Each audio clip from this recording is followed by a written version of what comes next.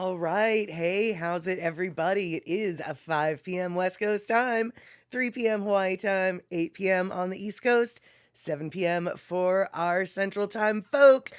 I am Mad Statter. This is Chatter with Statter. Thank you so much for hanging out today. This is a beautiful Sunday, 5 p.m. Chatter with Statter start, and we've got Rick in the house letting us know that we are broadcasting 1080p out on Twitch and on YouTube. If Twitch isn't working for you, switch on over to YouTube. And if YouTube's not working for you, well, switch on over to Twitch. Awesome. Okay. Super stoked that we are here today. And I hope we are all keeping cozy because it seems like the weather is super crazy everywhere, except for like in Tennessee, where I guess like I hope your air conditioning's working or something like that. Anyway, Darlene is in the house, which is awesome. But you know what? Why don't we get the party started and then we'll really see what's going on today.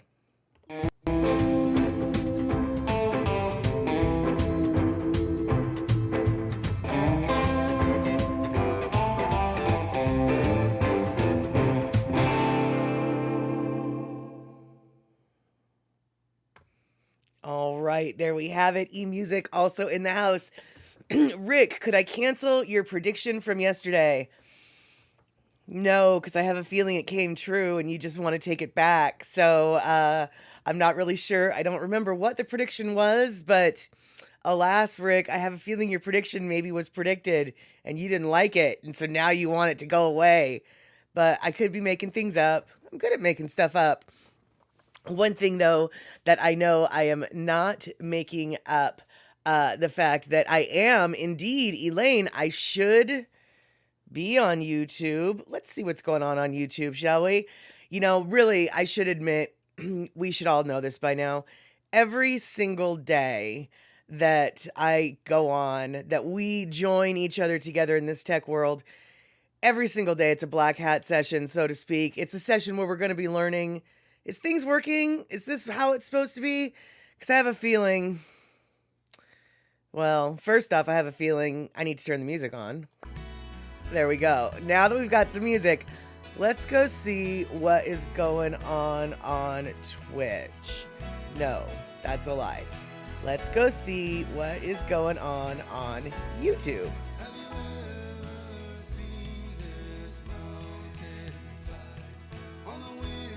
Okay. According to my situation, things are actually working on, whoops, hold on. Okay, I don't even know what I'm doing anymore. Oh my God, I'm turning on all the things I don't want to turn on. Yeah, this is smooth sailing. Yeah, Okay, so it does look like YouTube is working. Now the next question is, people on YouTube, can you see the Twitch chat? And people on Twitch, can you see the YouTube chat? And then the other thing I want to say is, Cola T, good to see you. And you have got it right. Uh-oh. All the things are happening. That's exactly it. Uh-oh, all the things are happening. So, wait, let me go look. Okay, so it looks like Puzzycat is here. It looks like Andy Bumatai is watching on YouTube. Fantastic. But it also looks like I'm not getting... Okay, you guys, I'm not getting the YouTube chat on Twitch. I'm not getting the Twitch chat on YouTube. All right, how did I mess that up again? So, hold on, you guys. Yeah. Let's see here. I don't know why. It worked once, and then I did things and stuff, and I wanted it to work, but then it didn't work.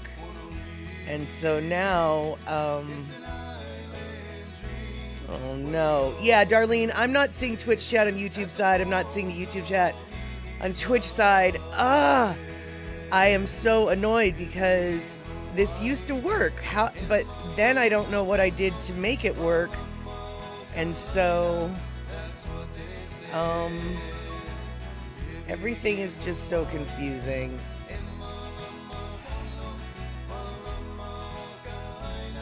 I am very annoyed.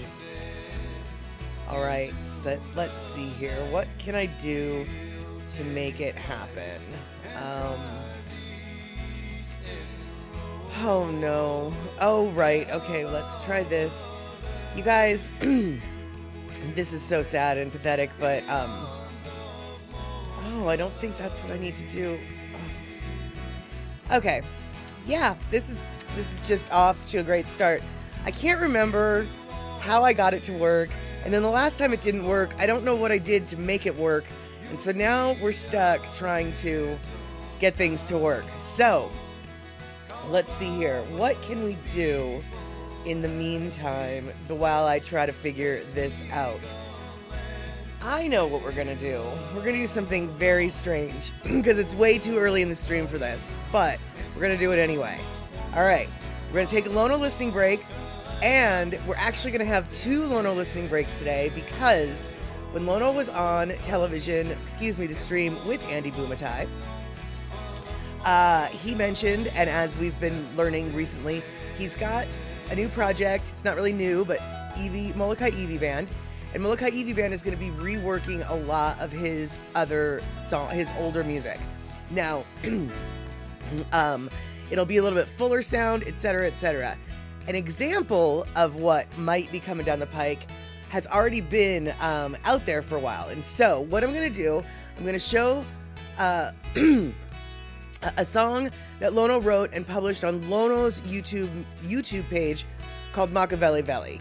And then after that, we will hear the exact same song, only the IWI version, and you'll maybe get an idea of just what the IWI Project is versus what Lono's music traditionally has been. So, all right, here goes the old version, the original version that Lono did of Machiavelli, and hopefully while we watch this, I'll figure out how to get the chats, to work. Hopefully. All right, so here we go. Oh yeah, Kakao, Machiavelli.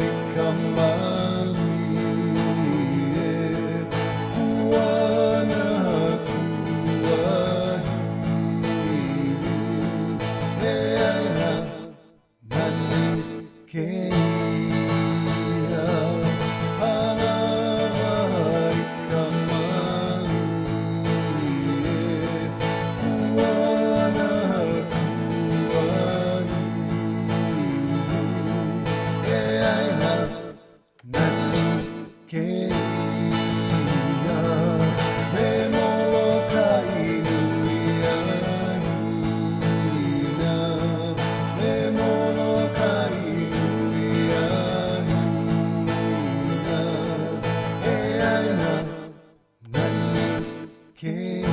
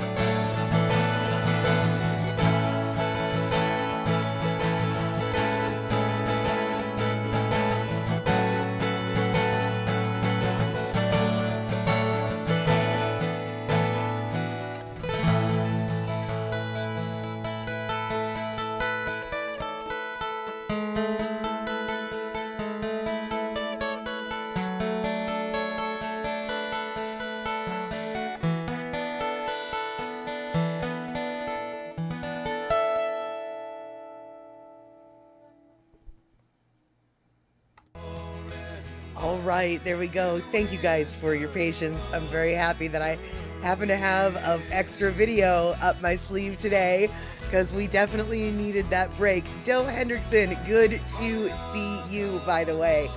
At the beginning of this video, or the reason why we had our Lono listening break so close to the beginning, like we didn't really need a break, we barely started. Well, you know, technology, it's hard to figure out, and I'm still figuring it out, or no, still trying to figure things out. Anyway, so happy that we've got the chat here coming in. Huzzycat, by the way, good to see you. Darlene, oh no, you're not anymore seeing the... Uh-oh, hold on, what's going on? Well, gosh, Darlene, I don't know why you're not seeing the comments, because I am seeing the comments. The restream. Yep, that's what I'm seeing. I'm also making stuff up. What I'm trying to say is I'm seeing the Twitch comments on the YouTube side. I'm seeing the YouTube comments on the Twitch side. So maybe you need to like refresh your YouTube thing or something. Yeah, all right. Hey, Marmac, good to see you. Lurking today? That's okay. And exactly, Rick, thank you so much for reminding everybody to smash that like button on the YouTube side if you are there. And by the way, you guys, if you're watching this on reruns and you want to be involved in the live stream, why don't you hit the like and subscribe, hit that notification bell, and you'll be able to join us live on the stream, because live on the stream is a very different animal than watching a rerun. And I know that for a fact because most of us here have spent a lot of time in the last week or so with Andy Bumatai and the Daily Pidgin Live podcast, watching the hour-and-a-half live stream that happens on the internet with Andy, James Monet, and a guest if they happen to have one guest that day. Well, I'll tell you what. We wanted to know whether or not we were ever going to be able to see the hour-long television shows that Andy puts together out of that podcast. I contacted the cable company to see if they have a YouTube channel where any of these things will be showing or anything like that. They definitely, they responded to me. You can catch Andy Bumatai's live stream on his YouTube channel every day. And it's like, yeah, I know. No, I didn't say this. In fact, I didn't respond back. But when I got that email, I was like, yeah, I know that. What I wanted to do, what I want to see isn't the live stream. I want to see the show that comes out of the live stream. And then it occurred to me after Keone Nunez was a guest earlier this week, it occurred to me, you know what? I have video editing equipment program. We know that the segments are supposed to be roughly 8 minutes, 8 minutes, 8 minutes. Like, I can create the hour-long program. It's not like Andy doesn't say when he's going to start the edit or when he doesn't start the edit, right? So, as it turns out, I have actually created 2 Daily Pidgin Live podcasts. That's right, Andy, if you're listening, I did this. I created the Lono. I created an edited version of Keone and an edited version of Lono. So they're both about 46, 47 minutes. Now, these are obviously not as edited and parsed down as what Andy probably has to do for the actual television show, because I'm sure that every second counts when it comes to actual real life TV. I, on the other hand, am not constrained by the commercial break. So if something goes 30 seconds long, whatever, I just left that 30 seconds in. But my point is, I actually realized, wait, I can actually create this. And so I did create this, and I watched both those episodes that are eventually going to be on television. And I have to tell you guys, it's a completely different animal than what we get at being a part of the process behind the scenes. The live stream ends up being a completely different animal than the show. The show, I don't know how he manages to do it. Andy, if you're there, yeah, that's right, I'm talking about you. He has created this very cohesive television show out of the chaos that we create at that stream. Watching the show, it is like, it's clearly behind the scenes, things are very well thought out. It seems like when we're watching the live stream, we're flying by the seat of our pants. Obviously, there is some serious architecture and infrastructure that Andy has created to make it look like we're flying by the seat of the pants. But really, we are working within a very, very rigid structure that once all of the pieces, are rinsed off out of the muddy water and put together, this beautiful show is created that is, like I said, it's a very different animal than the live streams. Now, obviously, the live streams are awesome and you want to be a part of them, but the people who are part of the live streams who aren't necessarily able to see what the show is going to look like, what I'm planning on doing is showing, I don't know if it'll be a starter box of the cinema or if it'll be like a special, special broadcast, but I want to show what some of those shows, like the Keone Nunez one for sure and the Lono one for sure, I want to show those shows to the Hamajan gang. Now, we're not going to be watching those yet, because we're not going to be broadcasting those until after that television show has been broadcast on the cable side. Now, I realize what I'm doing is somewhat questionably ethically questionable, but, and if Andy says, no, you ain't doing that, don't even think about that, that was a cute idea, but no, don't do that, I will not. But basically, this is my logic. No place do we have an opportunity to see the actual television show. Television show is a different enough animal than the live stream that I think it's worth seeing in its format. The cable company has no way of streaming that, and the cable company basically told me to just go watch it online anyway. So if we do end up doing these live, this production, as it were, anything that we will be watching would not be kept up on my YouTube page. We would treat it like we treat our starter box of the cinema movies, where we watch them live and then they're erased from history. So nobody will be stealing it. Oh, Andy, you are cool with it? Okay, cool. All right, excellent. I'm not going to be showing them until the shows have already been shown, though. So I'm not going to one-up the cable company or anything like that. So these are vague plans in the future. But like I said, I've already got 2 of them in the can, as it were. So yeah, there you go. And Pussycat, you're sorry that you missed the Andy Bumatai show with Lono. That one you would like to see, please. Well, you can actually go watch that on Andy's Daily Pidgin YouTube channel or his own Andy Bumatai channel. You can go watch the full entirety. In fact, you really should watch the full entirety because it's both the Keone Nunez and the Lono ones. The backstage access, the between the segments chit chat is amazing. I mean, you learn so much from Keone, and Lono's stories are not far-fetched, but they spiral and cover a lot of territory before you finally get to the meat of it. But they're funny stories. So definitely, Pussycat, you should go watch that. And yeah, it's like a director's cut, I guess, is sort of what I'd be making, because it's the long version. I know that you have to, Andy, edit it down way more precisely than the hack job that I did. I mean, I tried to make the hack job look nice, but if a segment was like 8 minutes and 12 seconds, I didn't bother to cut out that 12 seconds because ain't no commercials on the one I'm showing. And so, let's see here. Pacola T, does Andy have plans to display on the TV show all the different formats to watch live, to build up the audience on those platforms? Well, I'm not sure what you're asking, Pacola T, but obviously Andy can answer it for you because he's here. But I do know that he, talks about when he's making the segments for the television show, he tells everybody on the TV how to join us live.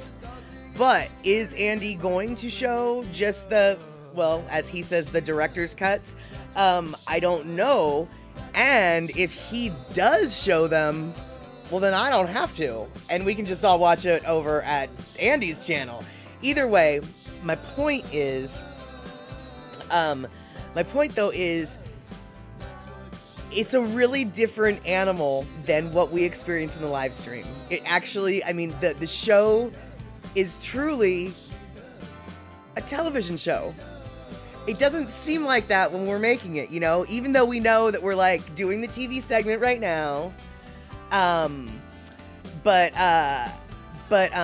a little on-screen graphic of icons would be cool. Oh, well, no, that's an idea. Andy, are you taking notes? Are you for one more thing for you to layer onto your stream?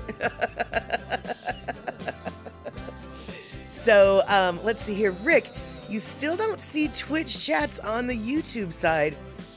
That is really weird because I do.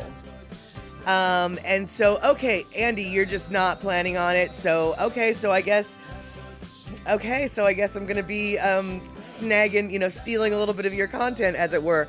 I obviously will be giving you credit because, well, how could you not give you credit? You're the one starring, you and James are the ones starring in the show.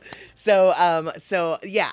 So you guys, I might not make, the little cuts of all of the episodes that Andy's done, but if there's a particular guest that you guys maybe want to, that Andy had that you're like, oh, make that an hour-long show or 45-minute long show, I could probably end up doing that. Like I said, I've got Keone and I've got Lono right now. So we can eventually one day watch those, probably in a month or so, because, they need to show on TV first. That's the one firm thing I am standing by, which is they need to be shown on TV before I'm going to show them. Because I don't want to piss off the cable company, basically, and I don't want to piss off Andy. So there you go. And let's see here. So, God, you see... Yeah, Rick, I definitely can see the Twitch chat on YouTube, so I don't know why your situation is being situational. So yeah, okay, so I guess we're still doing a little bit of a black hat thing, or a black cat thing. So you guys on YouTube, I can see the Twitch chat on YouTube. Can you see the Twitch chat on YouTube? Other than Rick, who I know cannot. So let's see here. So yeah, Pussycat, you say that you see it, but Andy says he's not.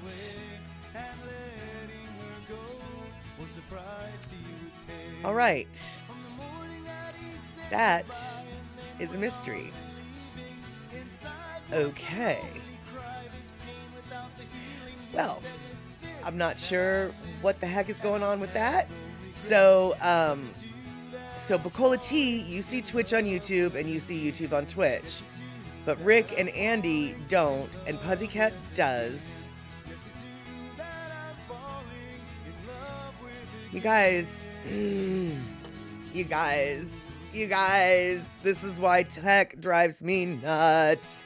Hey, Andre, are we entering a black cat session? Oh, we've been in black cat mode since the beginning of time. But since the beginning of the stream, we've definitely been in a black cat session. First off, wasn't able to get the cross-stream chats just like last time. And then I fixed it, but I don't know how. And, but now, okay, so Andy says loaded Twitch and have both going now. Oh, because Andy's on the Twitch side now. So yeah, you guys, I don't even know. I'm gonna blame, Rick, it's totally your ISP's fault. Andy, it's totally your ISP's fault. I don't have any idea, you guys. Yeah, I'm sure it's probably my fault, but whatever. Can't tell you what it is. So, one thing I can tell you though is we haven't talked about food a lot on Chatter with Statter, and Darlene gave me a bit of an inspiration a couple days ago on her social media Facebook feed. She went and showed a picture of a stir fry that she made, and the stir fry looked delicious. And I had to ask her, because it was a beef stir fry, I did have to ask her, hey, did you velvet that beef? And she was like, I don't even know what you're talking about. Okay, that's not exactly what she said. But anyway, she didn't know what velveting the beef was. And so I was like, hey, we're going to talk about velveting beef, right? Do you guys even know what velveting beef is? And let's see here. Andy, exactly. Call tech support so you can hear, well, it should work. That's exactly that. Yeah. That's my tech call. That's my tech call in a nutshell right there. And Andre, it's not deleting beef. Yeah, it's velveting beef. And velveting beef is what Chinese food restaurants do to make those slices of beef in the stir fry really tender and able to fall apart. Because quality velveting beef equals when cows are allergic to polyester. There you go. That's exactly it. That's exactly what velveting beef is. And no, so what it is though, have you ever made a stir fry at your house and you're just like, the texture of the beef kind of tightens up. It doesn't really, it's just not the same texture as like what it is like when you're in the Chinese food restaurants where it falls apart. It's just, well, velvety? Right. Well, our conversation spurred Darlene to look up what the velveting beef is, and you can velvet chicken or pork as well. I noticed though, and I suppose it's probably true for chicken and pork, but I feel like beef is like really one of the more important ones. I don't mind the texture of chicken when I stir fry it. I've never stir fried pork at home, so I don't know about that. But I can truly say that when I stir fry beef, it ends up being a lot chewier. Even when you cut against the grain, and even if you marinate and blah, blah, blah, it still ends up being a lot chewier than anything I've ever gotten at a Chinese food restaurant, right? So, Bukola tea, yes, tight beef equals cows and girdles. Yes, cows and corsets, cows and girdles. They're the sexy cows. Exactly. And, yeah, exactly, Andre, you got it. Cows and corsets, that's it. But what you want to do after the cow's been all tightened up and gotten into its corset, you want to relax the cow. You want to relax it. And actually, it's not really a cow, probably it's a steer, but we're not going to get into that. You know, you want it to just chill and be like velvet, man. And so, I'm going to teach you guys how to turn on a YouTube channel to learn stuff. Because I'm not going to teach you guys how to velvet the beef. I am not, but I have a video for it. I stole it from the interwebs, and so we're going to watch it right now. There are 2 different ways to velvet your beef. This video covers both of them. All right, we're going to watch it. It's a short couple-minute video, and we'll have learned something. Burlesque beef, exactly. The burlesque beef goes from the tight corset to that loose velvet robe, as it were. That loose velvet word. And Darlene, but on my research stated it's like a marinade that the meat sits in for at least an hour before stir frying. It did also say, said it works better on more economic cuts of beef if a well-veined fatty cut is good. Yeah, totally. Absolutely. There's the key to velveting, or the key really to stir fry, is actually usually using the cheaper cuts of beef. That's kind of the whole point. And the velveting is really what makes it the best. And Rick, I saw a picture of that stir fry, and I don't care if the beef was velveted or not. It looked super tasty. I absolutely would have eaten it. I probably would have eaten too much of it, but I still would have eaten it and then eaten some more. And on that note, let's learn how to make Chinese food style worthy whateverness stir fry and make your meats all velvety. Okay, here we go. G'day guys and welcome. Today I'm going to show you how to velvet meat. This is the technique that's used in Chinese cooking to make your meat nice and tender and silky, and I'm going to show you 2 ways to do it. So for the first method, take 1 egg white and place it into a mixing bowl, 1 tablespoon of corn flour or cornstarch, a splash of Chinese cooking wine, a pinch of salt, and now give this a really good beat. And then simply place your meat in. This works great for beef, chicken or pork. I'm just using some beef here cut into thin strips, and the beauty of this technique is you can use really cheap cuts of beef as long as they're reasonably lean, and it will give you great tender meat. So simply fold it through that mixture. This mix is enough to velvet half a kilo of meat. Then simply seal it up with some plastic wrap and into the fridge for at least an hour.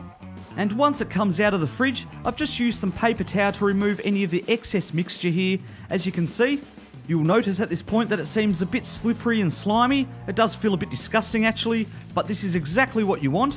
And now just place it into some boiling water for a couple of minutes just until the beef's cooked, and you're done. Now, method 2. Now this isn't really my preferred method because it does have a lot of sodium in it, but it's a lot quicker and it's a bit of a cheap method.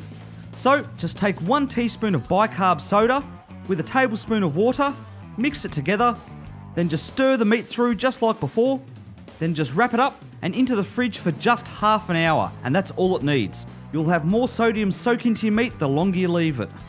Once the meat's out of the fridge, give it a really good rinse off under some cold water, remove as much of that bicarb soda as you can, and then into some boiling water for a couple of minutes. Turn the heat off straight away though, otherwise it will fizz up. And you're done guys, you're ready to stir fry.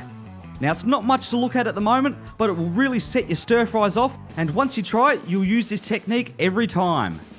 Thanks for watching guys, I hope you enjoyed this video. Be sure to subscribe and check out all my other great recipes. Thanks for watching, and I will catch you all next time.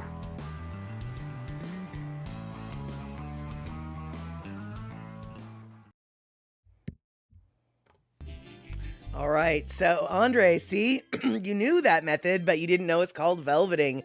That's exactly it. Yeah, and so, by the way, you guys, the boiled meat is not done You get to add it to the stir fry to continue to cook it. And the method that has the cornstarch actually sometimes gets a little bit of a crust. If you cook it right, the cornstarch helps to give a little bit of a crust. And then obviously there's, the marinade and the flavoring of the stir fry sauce. So those bowls of meat weren't just like sitting there ready to be eaten. They were actually sitting there ready to be put in the stir fry to then continue seasoning, etc., etc. And yes, exactly, Aussie cooking stir fry on the Barbie. I was trying to find a video that acknowledged both of the methods, but also didn't last 10 minutes long. So the Aussie, it was literally, you know how people are like, I couldn't find my sunglasses, but I finally found them. It was the last place I looked. And it's like, well, obviously it's the last place you looked. The Aussie, though, was a little bit like that. It was just like, I saw that video and I was like, oh, that's not going to be the one I want. That's not going to be the one I want. Finally, after looking at a bunch of videos that turned out not to be the one that I wanted, I was like, fine, what does this Australian person have to do? And it was just like, oh, it's exactly what I wanted. All right, then. Last place I looked. First place I saw, last place I looked. So, yeah. So that's the little velveting video that we got there. And so, Rick, that's something you do, stir fry on the grill. Well, actually, I mean, you can kind of stir fry anywhere, right? As long as the heat is hot enough. That's, that's sort of the whole point of the stir fry, right? Is super high flash cooking, as it were. And so, let's see here. So Darlene, yeah, that's the two methods you saw, and you watched a couple different streamers. The bicarbonate baking soda method, you have to rinse off exactly before dropping into boiling water to remove the extra sodium. Oh, well, Rick, you can't.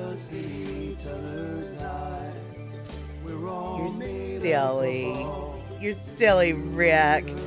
You need the wok to do a stir fry, and if you don't have a wok, you at least need a frying pan, silly kitten. You're so silly. And so let's see here. Andre, this Western Chinese food methods might not, right? Not in China, right? I can't speak to. I have no idea what the actual authentic Chinese food methods are. Although I wouldn't be surprised if they do use some of that method for meat. I don't see why that technique would be any different, in China or out.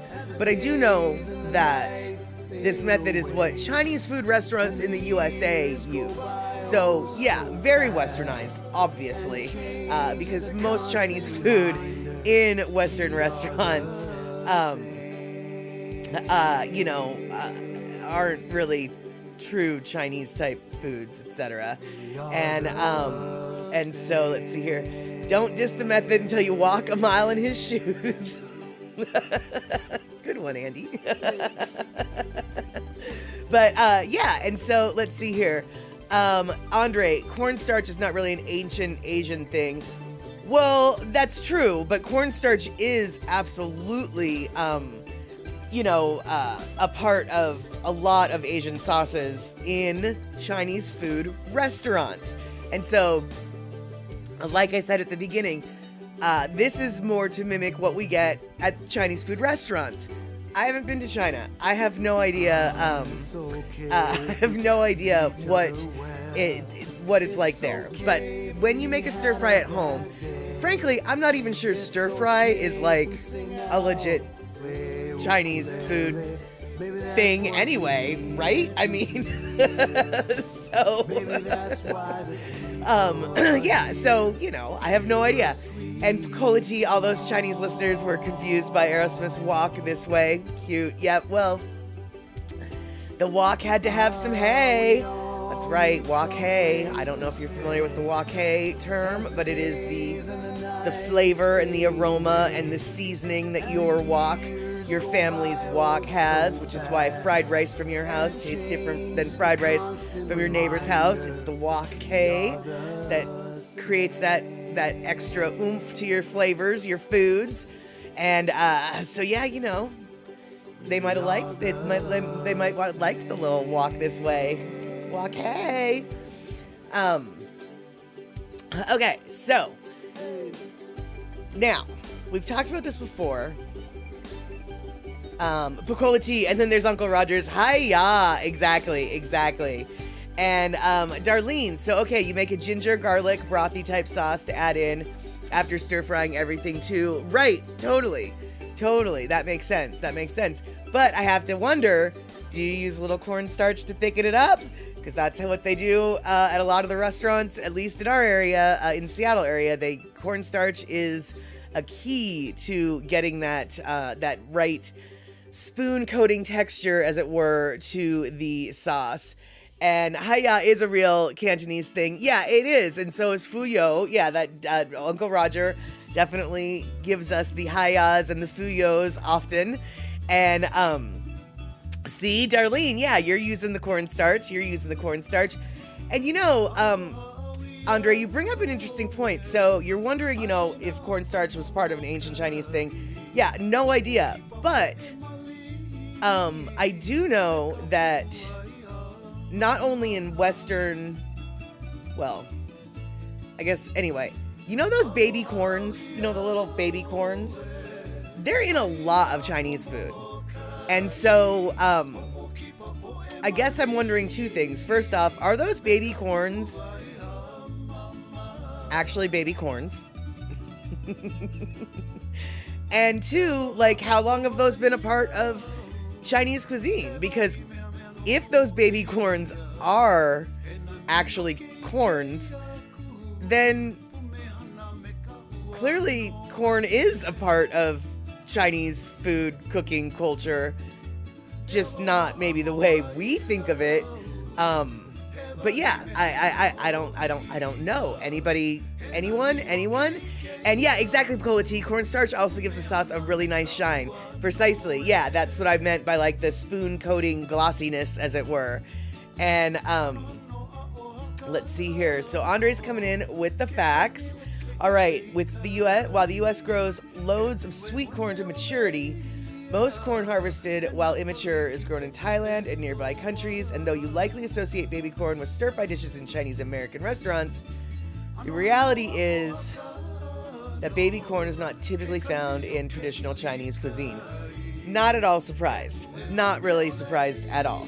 Then again, I also am fairly certain that what we consider sweet and sour is not even close to anything that is in legitimately traditional Chinese cuisine, right? First off, what we consider sweet and sour is, what we consider sweet and sour here, sometimes even I raise an eyebrow at. Some sweet and sour is really not, doesn't look like you could make it in your own kitchen, let alone that you'd want to eat it, right? Now this brown or this orange sweet and sour sauce looks acceptable, but this is bordering on fluorescent pink, right? I don't even know how they would make that sauce. This kind of brown sweet and sour sauce, I definitely am comfortable with. It looks like something that you can make in your own home, but the reds, this fluorescent red sweet and sour sauce, is kind of bothersome. This orange hued one doesn't bother me so much. But I do know that that there are definitely different schools of thought when it comes to sweet and sour sauce. For instance, at the restaurant that I go to, the Waku, they have the brown style sweet and sour sauce, and they don't serve if you order their sweet and sour chicken, their sweet and sour pork, their sweet and sour shrimp, it's just the fried meat and the sauce. They don't bother with the bell peppers. They don't bother with the onions. They don't bother with the pineapple chunks. It's just the brown sauce with the meat. And people either love it or hate it. There's a distinct group of people that come to Waku that are shocked and confused and dismayed by their sweet and sour. Because first off, they expect it to be red, or they expect it to be orange, or they expect it to be pink, and they expect all the chunks of the vegetables, all the pineapple, and they just think that it's very strange that that a sweet and sour sauce would just be brown. And I know that that's a really random thing to be concerned about, but I also know at the bar that I go to that's in a Chinese food restaurant, I've seen arguments break out over which is the right way to make sweet and sour. Because a lot of people from like the East Coast, as far as they're concerned, Waku, their sweet and sour is the worst sweet and sour in the world because it's not bright red, it doesn't have green peppers, it doesn't have pineapples, it's just not right. And I mean, fisticuffs weren't necessarily like thrown, but it was definitely an argument that was way more tense than it needed to be, considering they were just talking about sweet and sour sauce, for God's sake. Yeah, just sweet and sour sauce. No fisticuffs needed, you guys. No fisticuffs needed. But let's see here. So, Andre, you're saying that when Chinese Americans open restaurants in China, it's considered exotic American food. Oh yeah, not even at all. Yeah, not at all surprised. And yeah, I knew that General Tso's was totally an American creation. I didn't know that egg foo young was. That doesn't really surprise me. What I do know, though, is at Waku, they serve two varieties of egg foo young. They serve the Mandarin style, and they serve the Cantonese style. I don't have any idea what the difference between the two is. In fact, I kind of want to order them both, you know, to see which is what. So if any of you guys can tell me what Cantonese style egg foo young is versus Mandarin style, I'd be super stoked. And I'm also a little bit confused and curious because if it's an American creation, then how can it be Cantonese style or Mandarin style? Like, what? That just makes no sense. And Darlene, you like water chestnuts, not usually in a stir fry, but you add them in mine if I have to. If you have them, you know, I used to hate water chestnuts. I would pick them out. Now as an adult, I can handle them. I don't really see the point of them because they really don't have a lot of flavor, but their texture doesn't bother me the way it used to when I was a kid.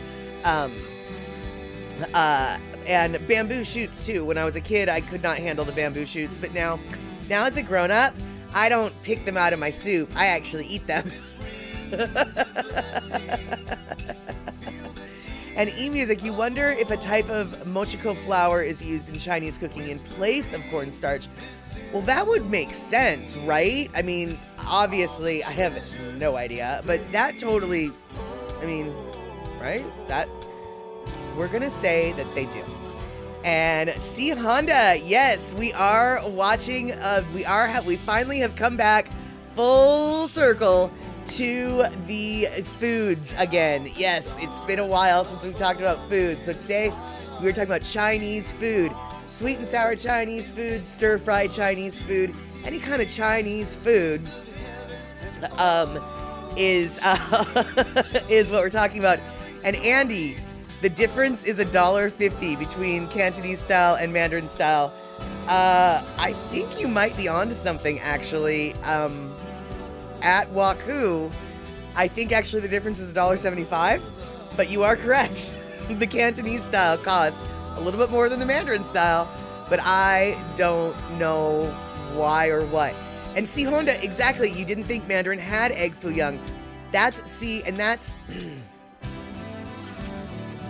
is what I am coming to the conclusion of, only the restaurant that I go to does, because it's on their menu. Because all the research that I was doing when I was trying to find out, well, what's the difference, they kept airing back to, it's a Cantonese dish, it's a Cantonese dish, it's a Cantonese dish, it's a Cantonese dish. And it's like, well, clearly somebody somewhere does a Mandarin version. I guess maybe it's Waku in Burien is the only place in the world that does a Mandarin version. I don't know.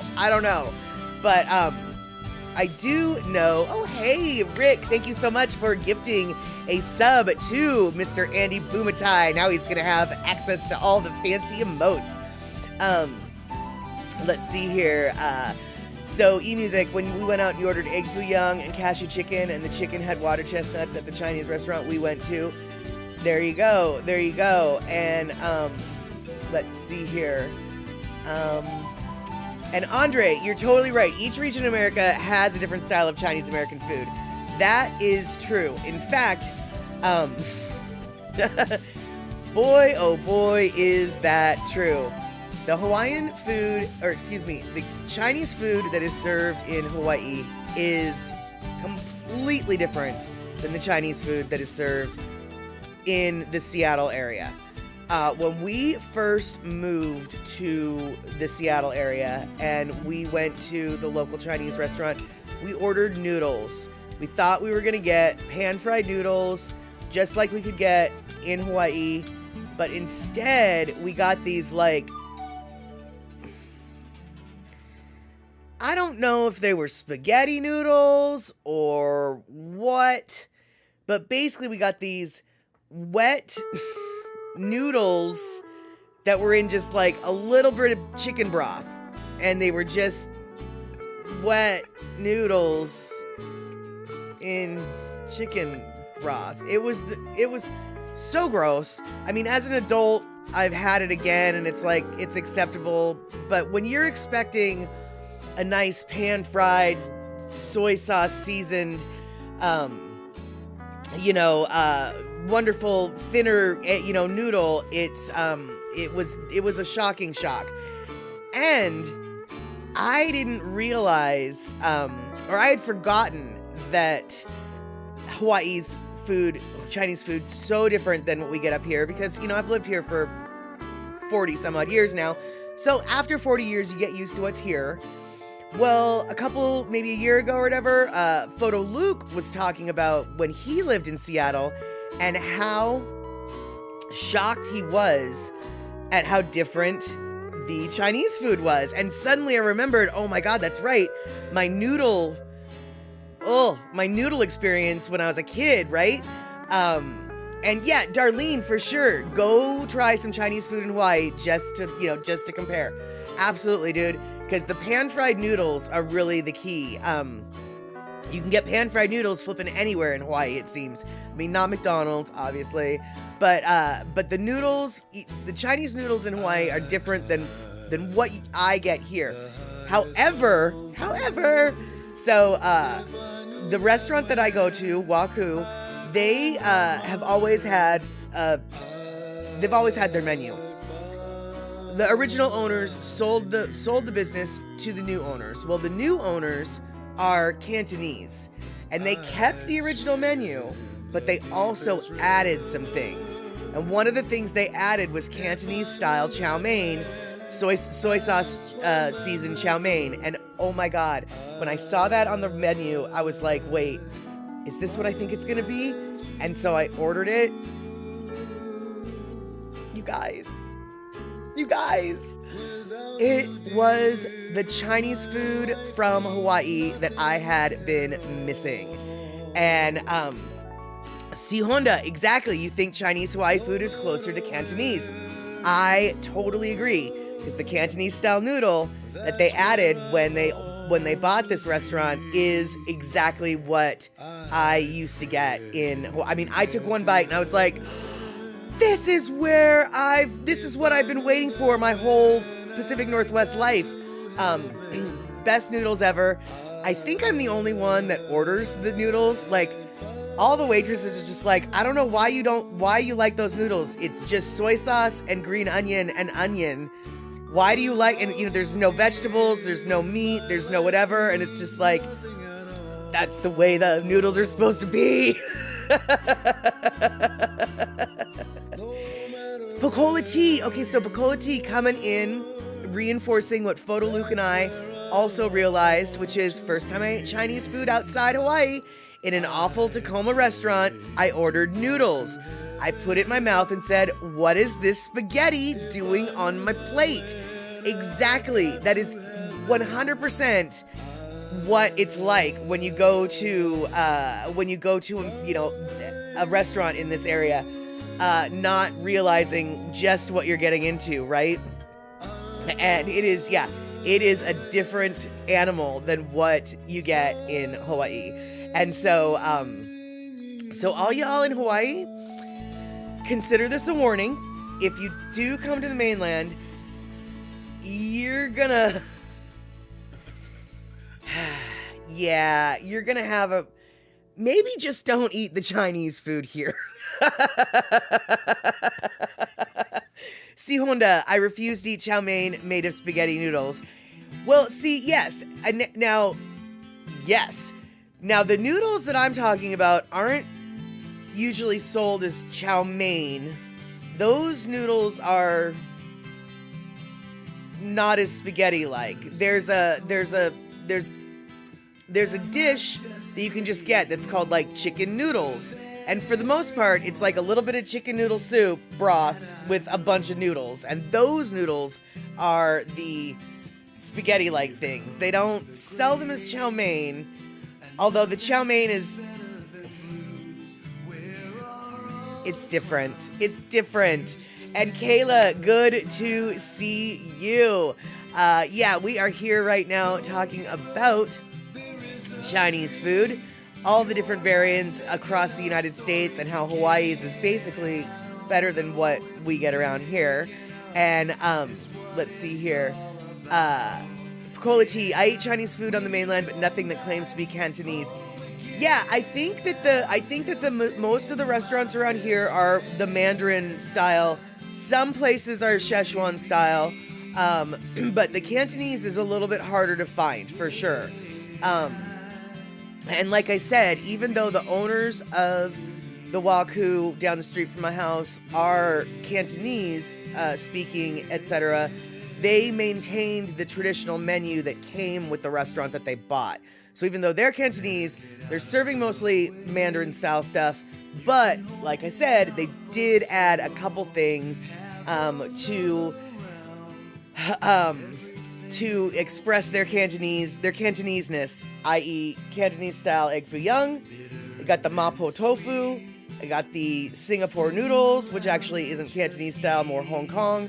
And then, of course, the Cantonese style chow mein. So there you have it. And speaking of noodles, so let's see here. Oh, Kayla, you're watching this streamer here on Twitch who's doing some ramen hacks. Yeah, I guess it's nothing but noodle talk today. It's Noodly Sunday. Noodle. So, what was I gonna say? Let's see here. Oh yes, I remember now. So we were talking about noodles. I was just wondering, you guys, have you ever had Singapore noodles? Do you even know what Singapore noodles are? Yeah, Singapore noodles. Is that a thing in your area? Is that a thing in your area? I guess is what I'm asking. Singapore noodles is what the dish is called. So I'll just sit here and wait. I will wait. And let's see here. See, Honda. The city you live in has 100 Chinese restaurants, mainly Mandarin. Exactly. Though you grew up on Cantonese dishes, you have found some tasty dishes Mandarin. Exactly. Yeah, I feel like I don't know what I'm talking about when I say this, but I feel like on the continental United States, Mandarin is the main style of Chinese food.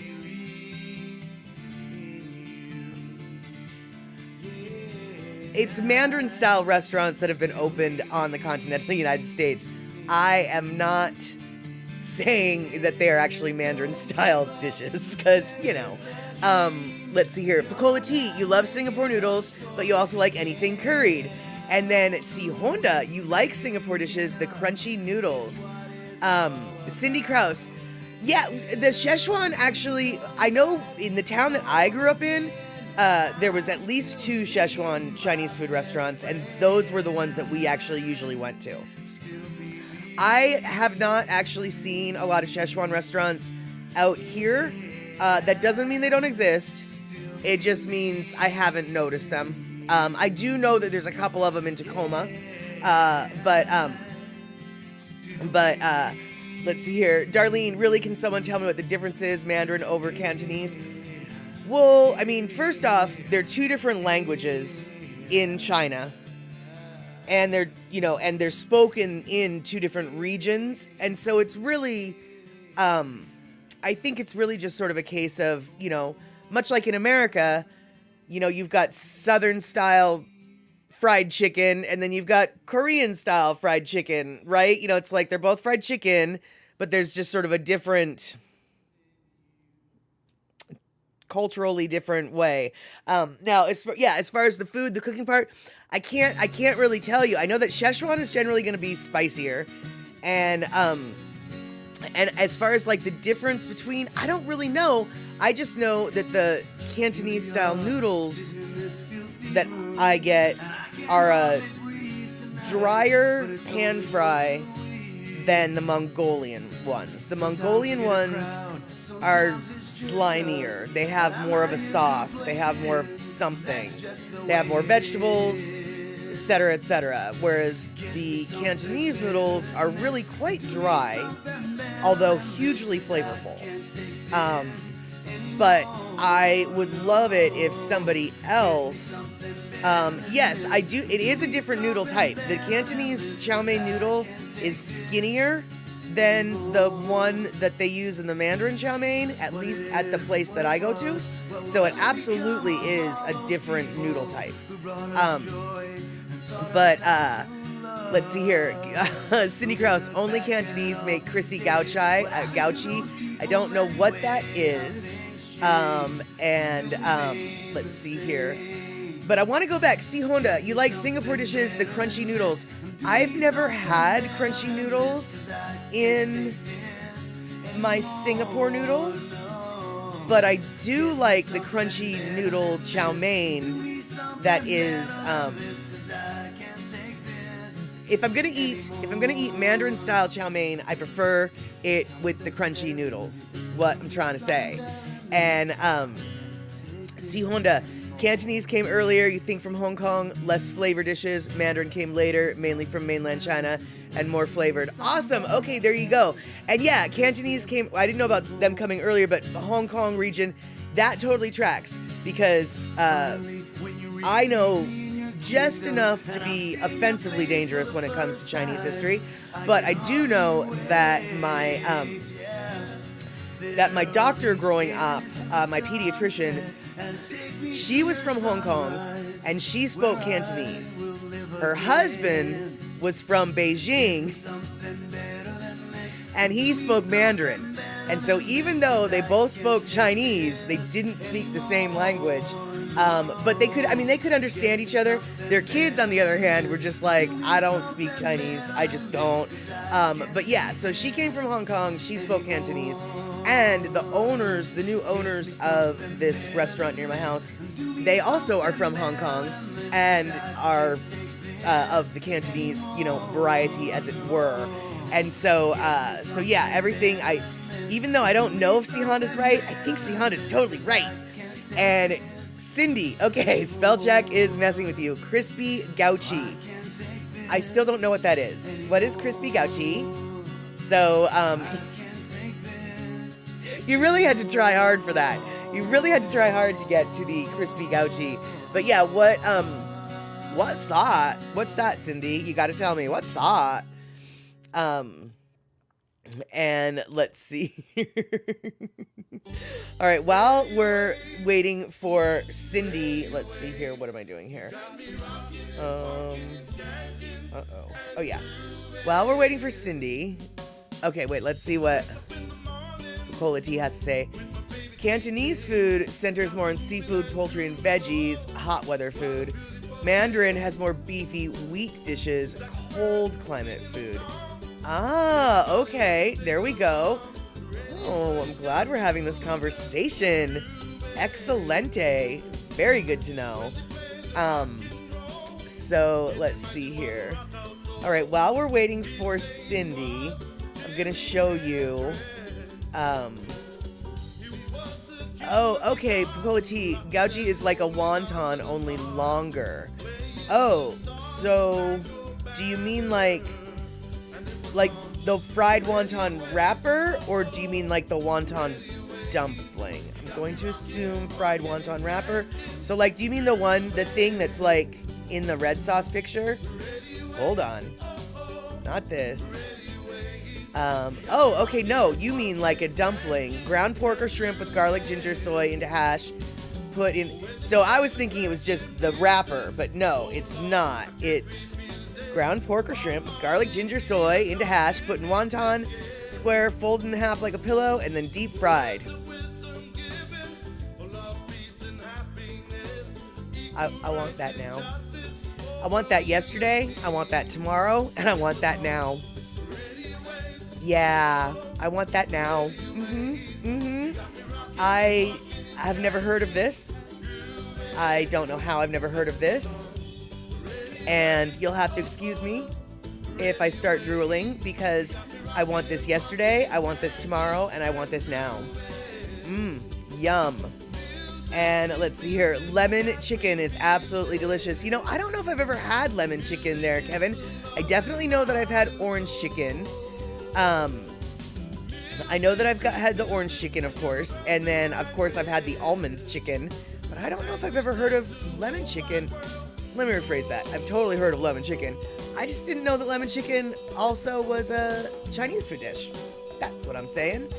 And let's see here. Pukola tea, everyone on Oahu has an opinion on who makes the best crispy gauji. Fighting words. There you go. There you go. So, yeah, Rick, I guess basically it's like crispy wontons, only wontons oftentimes are folded in a different way than just over half like a pillow. I think I know enough that I'm about to say something that's probably not right, but I'm going to say it anyway. I think like wonton dumplings have a certain way that need to be folded, and just folding them over in half does not make even if you're using a wonton wrapper, you just fold it in half, that's not a wonton. You didn't fold it right. And I don't know what I'm talking about, so definitely somebody can correct me with that. And yeah, And Si Honda dim sum is a big thing here. Also great variety dumplings like wontons full of pork and soup. Oh, dude. Those soup dumplings, aside from killing the inside of your tongue or your mouth with the heat of the soup because it's so flippin' hot, those soup dumplings are to die for. I mean, they're so hard to make, and they're so expensive because they're so hard to make, but they are so delicious. They are so worth it. Do you guys know what soup dumplings are? Do you guys know what what Si Honda and I are like drooling over? And Cindy Krause, you learned to make them because you don't have them on the mainland. If I come visit, I can make me some. I'll be hooked. Oh, dude, now that I know how they're made, I'm about to go buy some wonton wrappers and just make them myself, right? And so Pukola tea, right? Gauji is shaped like a simple rectangle, either served soft in a soup, yum, or deep fried and crunchy. Even more yum because deep fried and country is the Yep, that's right. Deep fried in country is the best, except for when you're trying to say crunchy. Then it's even better. And, yeah, And, let's see here. So, do you guys know what soup dumplings are? And so, let's see here. Okay, and so Elaine actually coming in, it's not necessarily about the folding, silly kitten. Wonton and gauji have slightly different fillings. Gauji is usually fuller, bigger rectangle with lots of meat. See, I told you, I don't know what I'm talking about. I'm just talking. And so, I'm so glad. Elaine, thank you for coming on in. Let's just make this clear. You're wrong, and this is how the cow ate the cabbage. Got it. And Marmac, yes, to soup dumplings. Yes, but have you seen how they make them, you guys? So, soup dumplings, right? They're just they're the little, dough packet that's got a little bit of meat in it and stuff. But also with the little bit of meat in it, It's got soup, hot, oh, so hot, soup inside the dumpling. And how they do that, how they get the liquid soup in the dumpling, that's really confusing. How do they do that? Easy. When you make a bone broth out of, chicken, pork, beef, the bone broth, when it's cold, gets gelatinized because of all the gelatin in the bone. And so what they do is they get the cold soup, so it's a chunk of gelatin, and they cut up little squares of chicken jello, and they put the square of chicken jello in the dumpling before they wrap the dumpling dough. And then when the dumpling is steamed, the chicken jello melts into hot soup. So when you bite into the dumpling, then you get this mouthful of hot soup bursting forth. And so it's a great textural sensation, but the worst thing about the soup dumplings is you're gonna just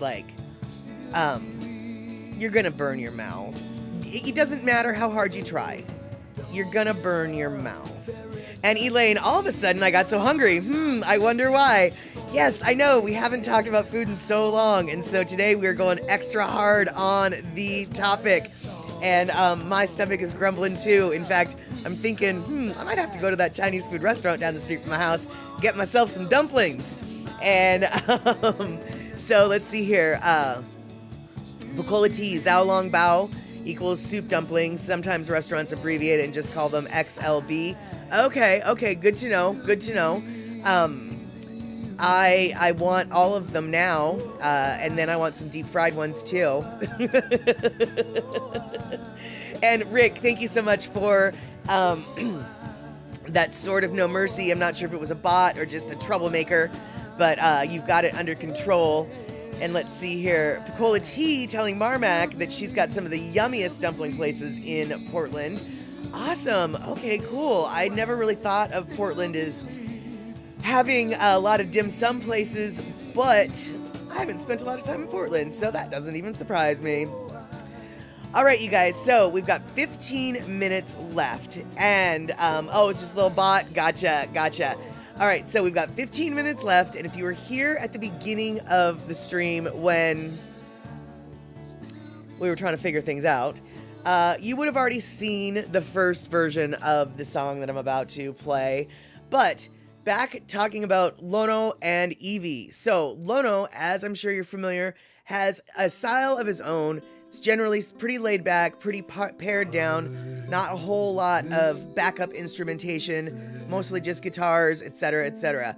IWI is his newest project, and they'll be tackling some of his older music, but in a new way. So we got to listen to Makaveli Veli, the old version that Lono had to offer, and that's up on Lono's YouTube channel. This particular version is actually by IWI, and this is a little bit of a flavor that I think we're going to be hearing more of when it comes to the songs that are going to be presented or re-presented, reinvigorated, and re-envisioned that were old Lono songs and into new IWI songs. So this is the IWI version of the song that we heard earlier.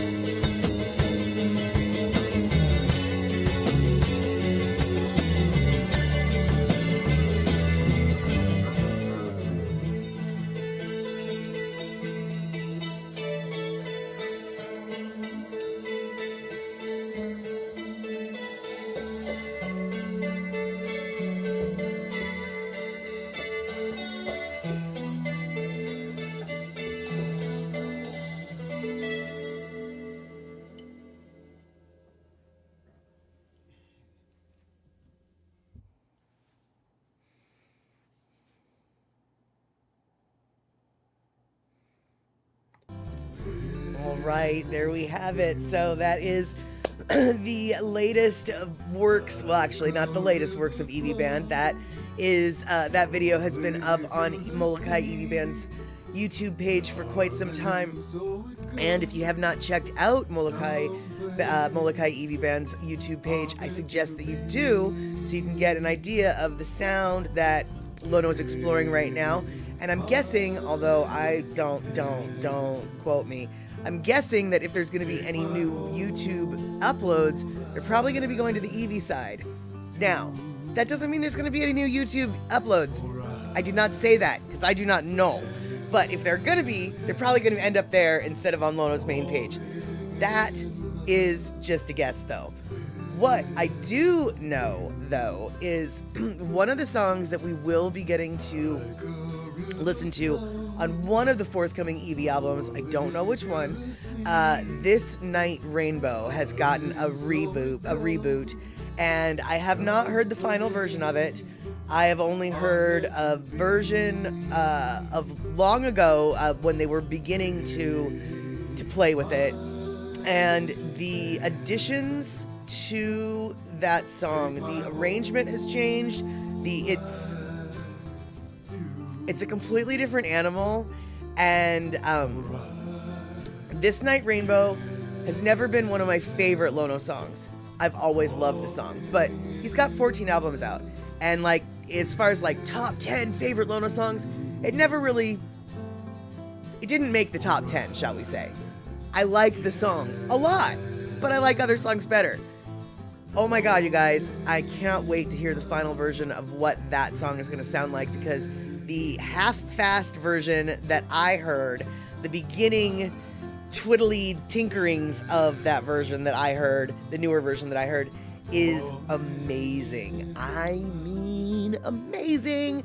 And so, I'm hoping that This Night Rainbow is going to be coming out on the March release of Eevee, but I do not know. I don't know what songs are coming out on which installment, so we'll all have to wait with bated breath for that.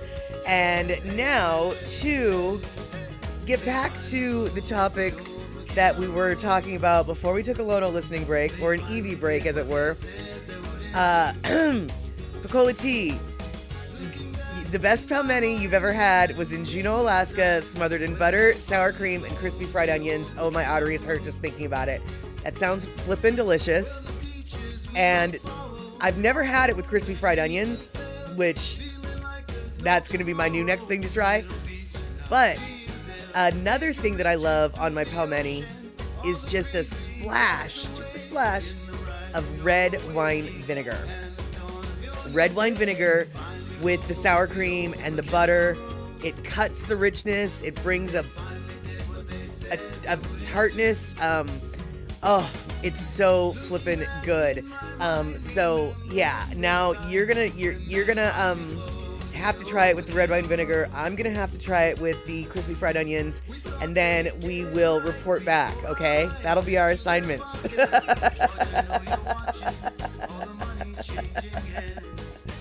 And let's see here.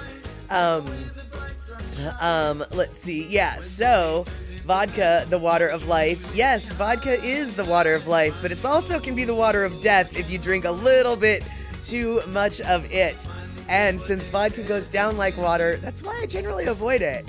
Lots of people think that the brown liquors are the dangerous ones.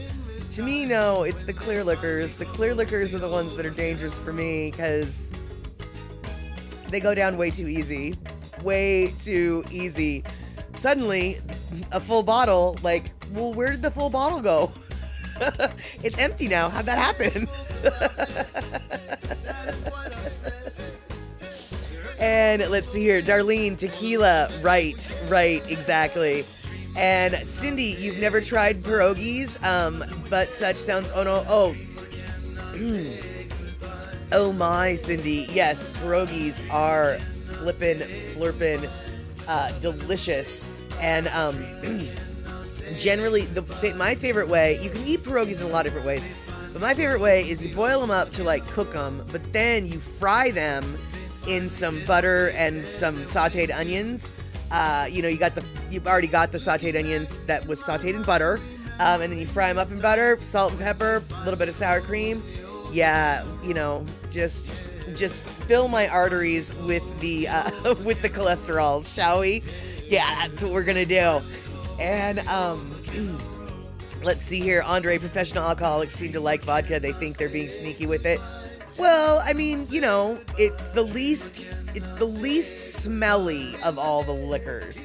I'm not saying it's scentless. I'm not saying you can't smell it.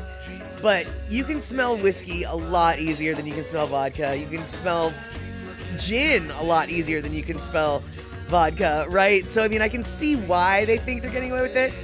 They aren't. But I can see why they might think they would. C. Honda, yes, pierogies with butter and bacon. Oh, yep, exactly. And Thomas and Turtle, so good to see you. And, let's see here. In Russia, they always toast with vodka, one shot after another. Yeah, honestly, Andre, I feel like even though I did a 23andMe and I have no ties to Russia, fairly certain I'm Russian. I'm fairly certain I am Russian. Because, yeah, exactly. Excuse me, bartender, I need a shot of vodka with a vodka shot chaser.